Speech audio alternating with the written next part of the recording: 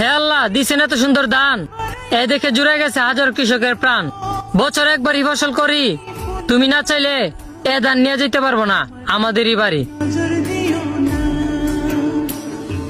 সব সখীরে পার করিতে নেব